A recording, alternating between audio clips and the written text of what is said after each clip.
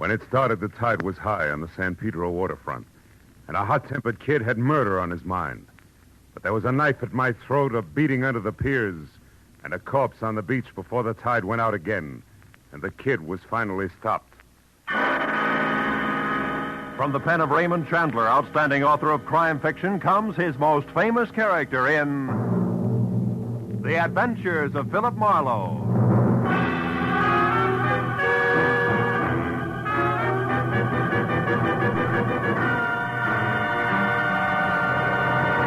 Now, with Gerald Mohr, starred as Philip Marlowe, we bring you tonight's exciting story, Night Tide.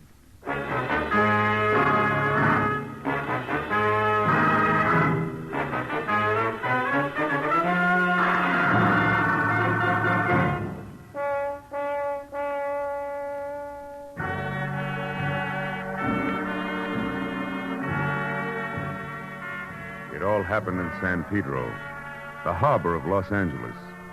The lights on the ships were fuzzy through the wet mist that creeps up out of the ocean every night. And I drove slowly looking for the establishment of Mike Basso, my new client.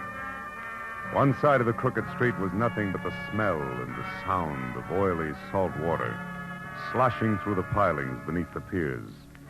On the other side was a tangle of warped, dingy buildings, equipped to satisfy the thirsts of reckless men who never get beyond the waterfront of any port. The foghorn out on the breakwater began to bellow as I parked near a U-shaped pier, labeled Basso Docks Private, and walked past a line of moored fishing boats to a squat two-story office. The bottom floor was dark, but the second floor had lights on. So I started up the steep wooden stairs and was halfway to the top when I caught the voices. I don't want dumb excuses, Sharky. One I'd already heard over the phone when I was hired. It was my client, right, Mike Sharky, Basso. But you make them jump or I'll get somebody who can. These boats got to be handled faster. Why, even the crook Johnny Dyke was better on this job than you are. Johnny Dyke? Why, I oughta... Get out of my way. The big guy with the Latin jaw shoved past me and stomped down the stairs. So I went on up into the office.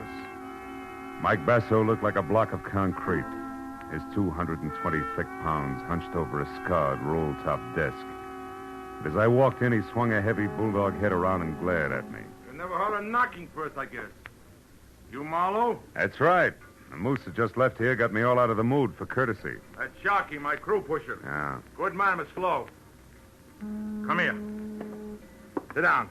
We got other business. Have drink cognac. Thanks. Okay? Now, there's a hothead punk by the name of Johnny Dyke. I sent him to prison 3 years ago for stealing money from me. I made it as tough as I could for him. Any special reason why? Sure. Because I trust a fellow who works for me. Uh-huh. Johnny Dyke used to have Sharky's job, but he took advantage. When the police grabbed him and found my money in his own house, he squealed like a pig and said he was framed, like all cheap punks do. How does this get around to you wanting a private investigator? Because Johnny Dyke is out of prison. Got out yesterday on parole. And he's back in town now. Hey, you. What you looking at? Your clock. How come it says 11:30 or 20 to 8? It's electric. It was turned off last night, and I didn't start it yet. Now, look. I was here with Ed Giles when he heard some noise on my private launch out there. He went down to see about it, and... Who's Ed Giles? My general manager. While he was gone, the lights went out in here. That's when I got clubbed on the head. And when I went down, I got kicked around. Plenty. I'd be killed right now, but Sharky happened to come along, and the guy was scared off of me. Well, did you happen to see who it was? No. Ed Giles did. He got a good look. He admitted it. Only he claims he don't know who it was. But he lies. On account of he's an old friend of Johnny Dyke's. Well, maybe Giles isn't lying. What makes you so certain it was Johnny who slugged you? They found this. Just a book of matches, huh? Mm-hmm.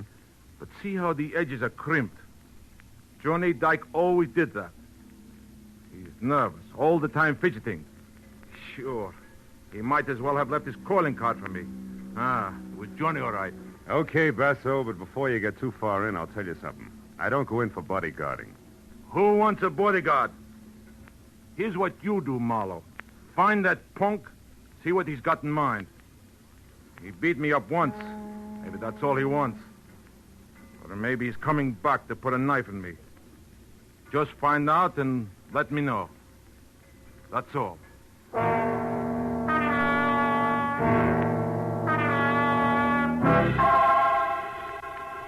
I looked out at the fishing boats along the pier, gently nudging each other, while Mike Basso told me that Johnny had a blonde wife named Christine, who ran the Albatross Cafe, and that Ed Giles lived alone in a house at 43 Terminal Road. That was enough for a starter. So I said I'd keep in touch and left. As I walked off the pier, the blinking neon light from the sign across the street made a swirling green veil out of the mist between me and my car. So I almost got up to it before I saw her, leaning lazily against the door on the driver's side. A girl in a tight black silk dress, cheap fur jacket, and double ankle strap spikes. She smiled with one corner of her red mouth as I walked up to her and stopped. Hello, sugar. Hiya, sweetheart. The name's Ginger. Oh, that's too bad. Ginger always gives me hives. Don't be like that. What did Mike Basso have to say? Yeah, we were talking business, baby, that's all. Say, tell me, which way to Terminal Road? It intersects about 10 blocks down. Mm-hmm. What's the number? 43. Oh, you want to turn right then. Ed's place is a cozy, secluded one by the water. Oh, thanks. You know Mr. Giles, huh? Yeah, he's around Mike all the time. He's nothing. Well, I'll see you around. So long, handsome.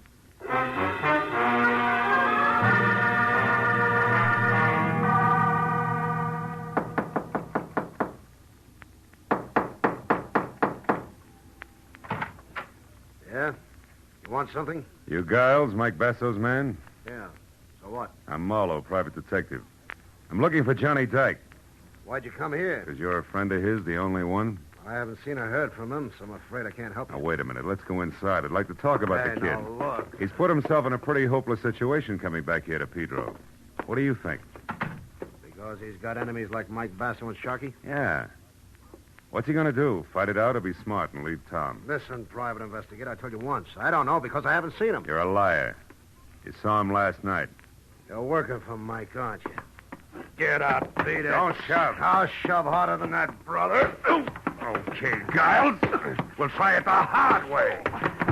Now, where's Johnny? I don't know. Come on, get up, get up. Let's play again. You saw him last night, didn't you? Didn't you? All right. I saw him about 11:30. I was standing on the deck of Mike's launch when I heard a commotion and looked up. I saw Johnny jump down the stairs from Mike's office and run off the pier. I haven't seen him since, and that's the truth. Okay. Sorry I had to make a squeal on a friend. Now, where's the Albatross Cafe? The Albatross? Yeah. On the corner of Front and Castle Avenue. But look, can't you leave Chris out of this? She's a good kid. She's been through a lot already. Think Johnny's going to leave her out of it? Besides, it's for her own good that I want to see her. Yeah, I suppose you're right. But I'll tell you something for your own good, too, Marlowe. If you find Johnny Dyke, don't push him too hard. He was tough before he left. Now he'll have rawhide for brains. Depend on it.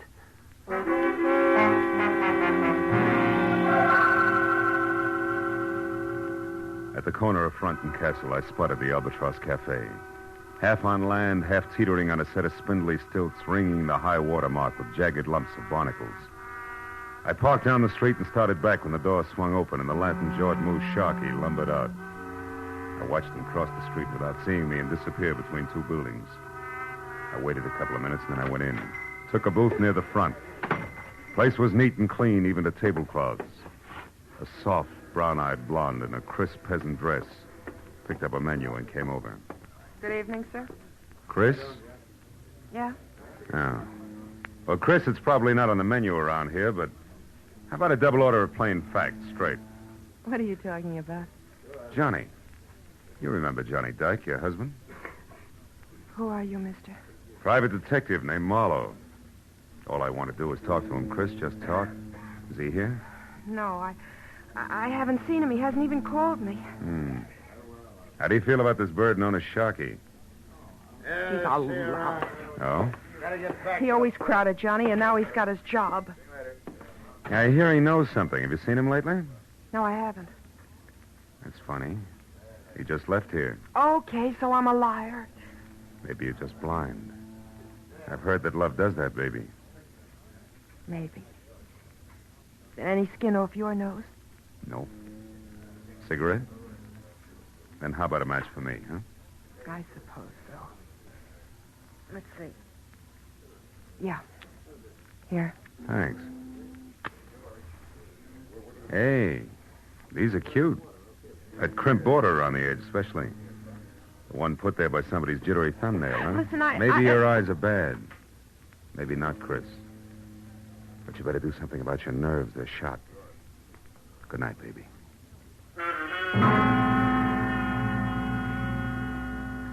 I didn't look back, but I knew she was watching me all the way out the door and down the street, so I made it real good as far as the next block and around the corner. Then I doubled back fast and stayed in the shadows until I got within sight of the Albatross Cafe again. And in time to see a man ease out a side door and slip out of sight among the pilings under the building. I moved in closer and found a rickety trail of greasy planks that led out through the forest of slimy pilings under the piers. I'd have felt better on a tight rope, but it was home ground to Johnny Dyke. I felt my way slowly along the slippery planks. And from behind the piling, an arm like steel springs snapped under my chin while a hand pressed the point of a long, thin knife with a curved white handle up against my throat. You said you wanted to talk to me, Marlowe, so talk. But fast, because I don't have much time. Ease up on my throat, will you? Okay. There.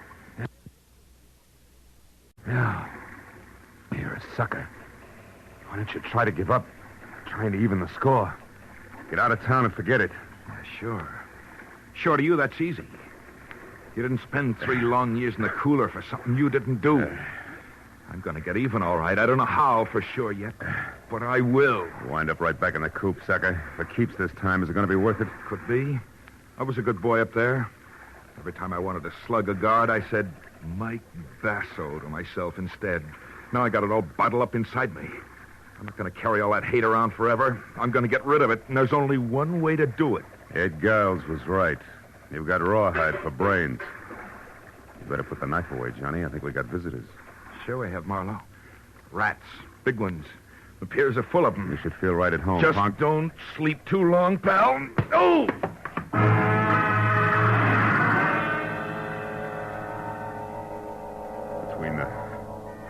Between the throbbing in my head and the numbness across my shoulders where my back had struck the planks, it took me 5 minutes to get to my feet and another 5 to climb up to street level. By then, the pier was deserted. So I headed for the Basso docks on the double with the unpleasant answer to my client's question, plus the added attraction that I'd even seen the knife Dyke intended to use. I still had a block to go when I saw a hulk that had to be Sharkey stride off the pier and turn in my direction. When I got close enough, I hailed him. Yeah, I'm Sharkey. What do you want, bud? Is Mike still in the office? Who wants to know? Come on, this is no time to stall. Heavy, I'm Marlowe. I'm working for him. I got a message you won't keep. Is he there or no? No. The office is locked up. He's gone. I'm looking for him myself. Why? What do you want him for? Because I'm pretty sure that Johnny Dyke is holed up in the back room of the Albatross Cafe. Yeah, I only wish you were right, Sharkey, but you're about a half hour too late. Hey, what was that? Came from up the street there. Yeah, let's go, Sharkey. Maybe we're both too late. Let's find out. Yeah. Hey, What? the dame by the guardrail. It's Ginger, a pal of Mike Basso's. Yeah, you're right. Ginger? Ginger, what's the matter? What happened? Go down there. Take a look, will you? I'm scared. Down where, Ginger? In the water. I think maybe I'm going to be sick. Marlowe. Hey, Marlowe, come here. Look. Holy smoke. That's Mike down there with a knife in his back. Yeah.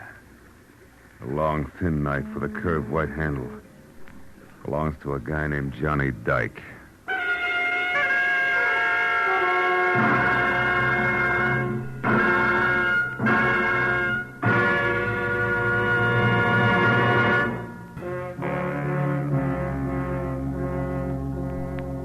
Lying with his face muzzled into the sand and the rest of him half submerged in the shallow, lapping water, Mike Basso was violent death at its ugliest.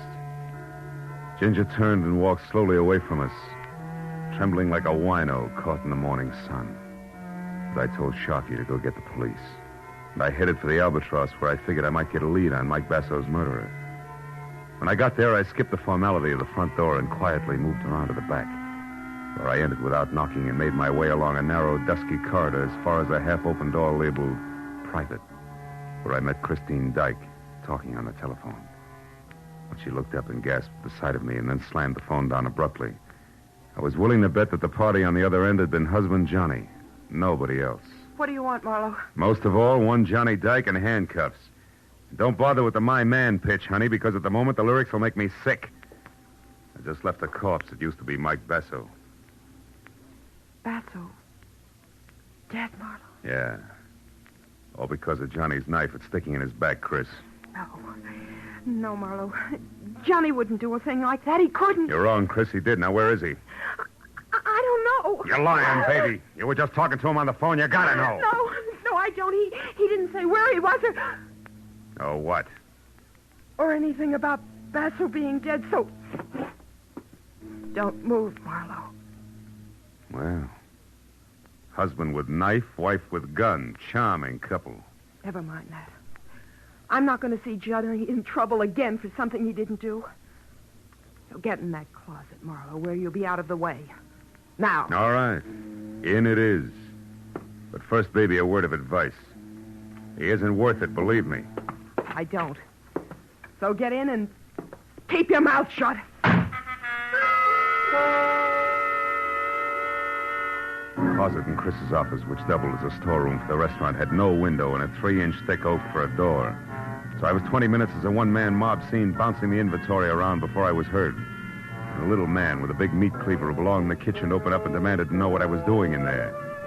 I heaved the number 10 tomato juice can at him for an answer, started running, and didn't stop until I was outside, in my car, and pointed for Ed Giles' cottage. The only other place I knew where Johnny Dyke might go for help.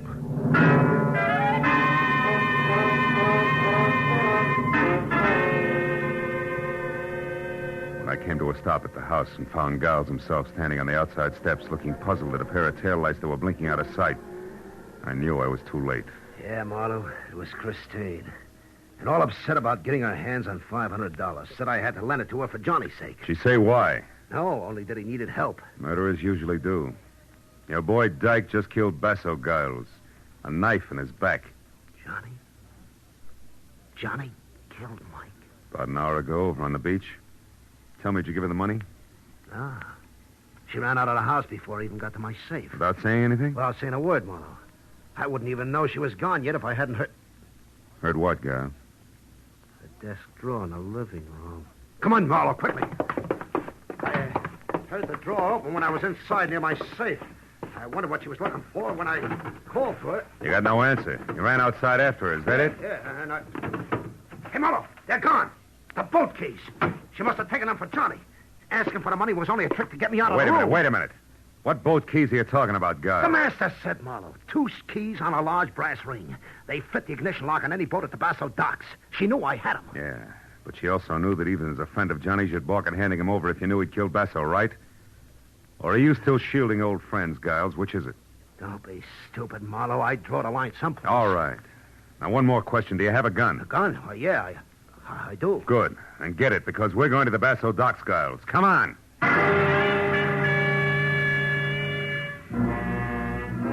Both piled into my car, and in something less than 10 minutes, ripped through the wide, empty streets to the Basso docks, which were 2 parallel piers set about 100 feet apart and jutting out deep into the bay with more than a score of boats moored to the inboard side of each.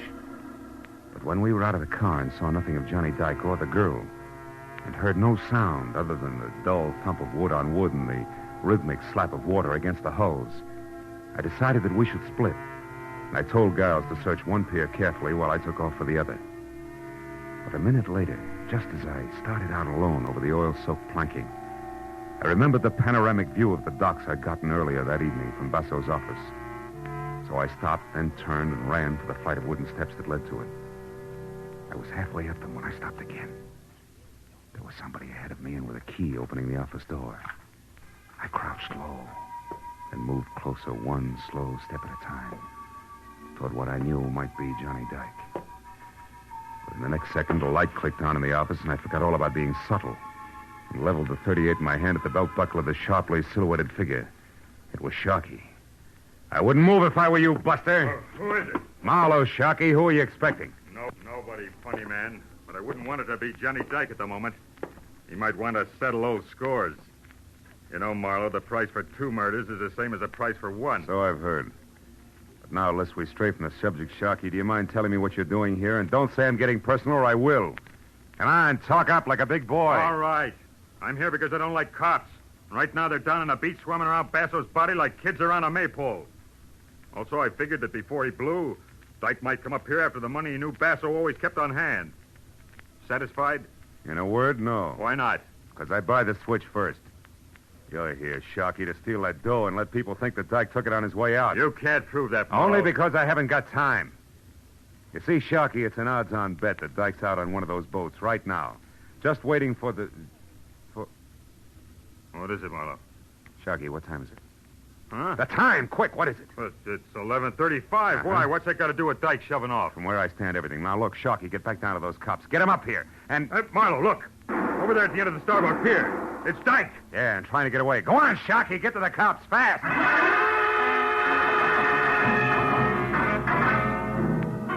I took the wooden steps back down to the docks 3 at a time and then raced across the starboard pier and out on the length of it until I was close enough to the end, where I could see Johnny Dyke climbing over one of the boats. I was about to call to him to stop when I saw something else. Standing almost opposite me in the shadow of some nearby rigging, gun in hand and taking careful aim at Dyke, was Ed Giles, his fingers slowly closing on the trigger. It was too late for words, so I followed suit and fired before he did. Got him high in the shoulder. You fool, Marlowe. It's me, Giles. Dyke is out there. I know. The man who murdered Basso isn't. He's right here, Giles. Huh? What do you mean, Marlowe? But I just found out you're a liar about seeing Dyke last night from the deck of Basso's launch. You couldn't have. So what? So you weren't shielding him, Giles. You were framing him. Framing him so that you could get rid of Basso and pin his murder on Dyke, who you'd also get rid of while playing public citizen who's helping the private detective apprehend a killer. Well, what do you say, Giles? Is that it? You're a smart guy. Figure it out for yourself. Come clean, Giles, or I'll blow your head off. All right, Chris and I framed Dyke. Chris? Yeah. What are you giving me? Honest, Marlowe. We figured that we'd be in the clear with the money we took from Basso. And with Johnny well tucked away in a big, strong prison. You dirty louse. Keep talking. So we took advantage of Johnny's loud mouth and incidentally you as well. With Basso gone, I was going to step into his spot. You're the one with the loud mouth, Giles. Well, Little Red Riding Hood. And I went for your line. Funny what a sucker a smart guy can be. He wasn't the only sucker, baby. Johnny! Stay back, Johnny. Shoot if they move an inch. She's got a gun. Shoot him, Chris. Shoot. Come on. Get away, Johnny. Get away from me. You wouldn't shoot me, Chris. Please get You away wouldn't from shoot me. your own Shoot husband. him. Shoot The him. man you talked into running away until things quieted down. Shoot. The man you'd move heaven and earth to help so he could be shot in the back. But you can't shoot me while I'm facing you, can you? You cheap, filthy, double-trusted little scum. That's enough, Johnny. Cut it out. Okay, Marlowe. Okay.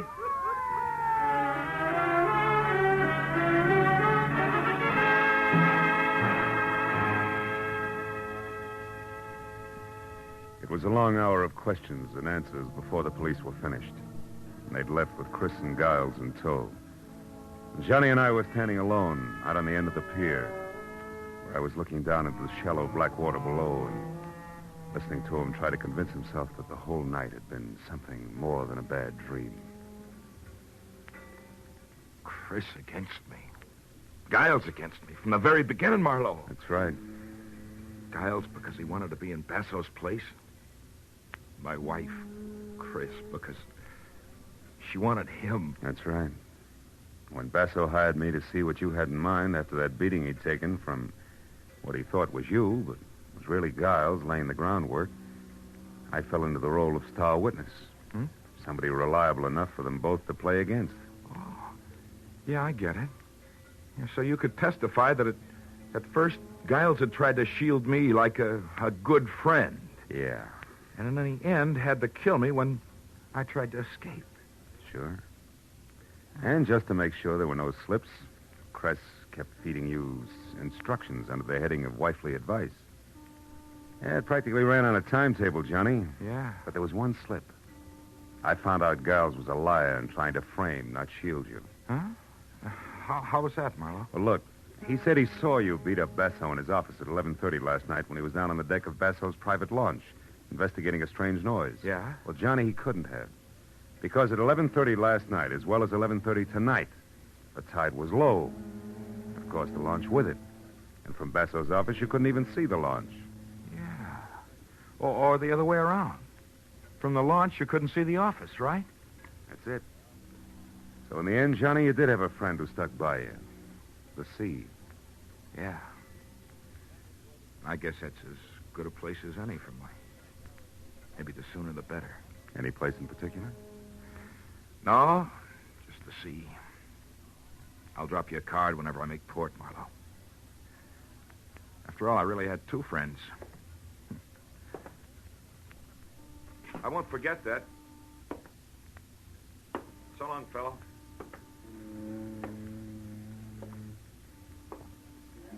I watched him walk away until he'd gone the length of the empty pier and was swallowed up in the emptier night.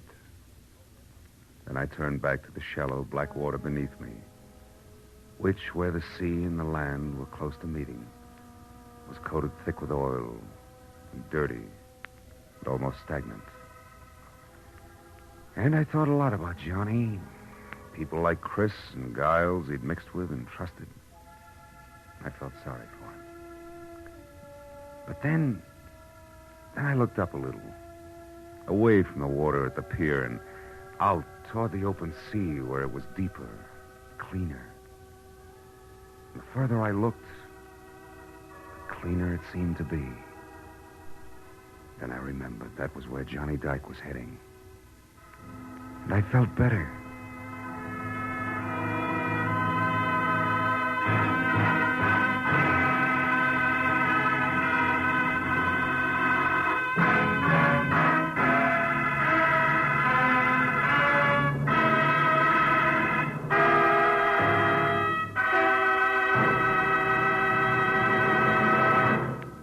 The Adventures of Philip Marlowe, created by Raymond Chandler, star Gerald Mohr, and are produced and directed by Norman MacDonald.